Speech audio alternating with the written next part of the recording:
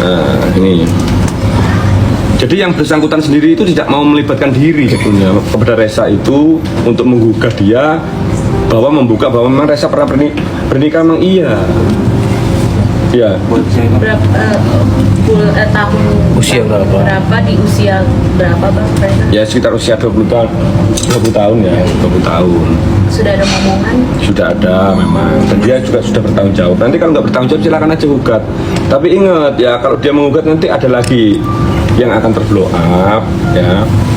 Dia ini setiap hari ketemu dengan anaknya.